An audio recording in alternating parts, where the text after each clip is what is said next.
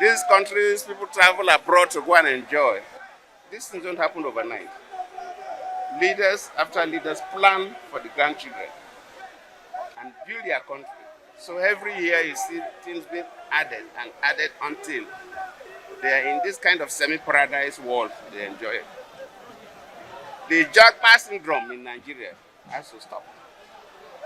The highest level of disdain shown to Nigerian youths abroad has to stop. Even African countries that we help, African countries that even when we were students, parts of our scholarship monies we are contributing to solve problems in those countries, are treating Nigerians as if we are all a bunch of idiots and criminals.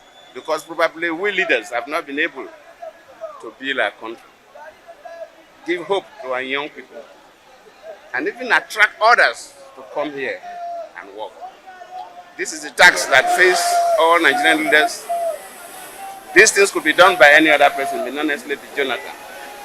But I've heard you, I will consult, and probably, of course, the race is getting close.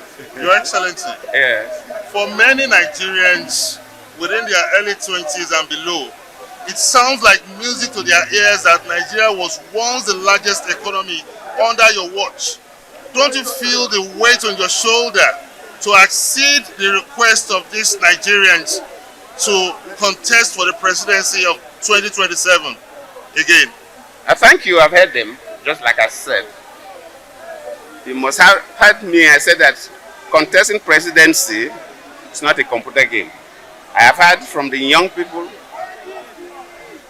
I will consult. I cannot just wake up and say I want to be the president of Nigeria again. But I'm telling you that I will consult. If there's need to, fine, I will. Thank you. Thank you. Yeah, your mics. My brothers, my sisters, thank you so much.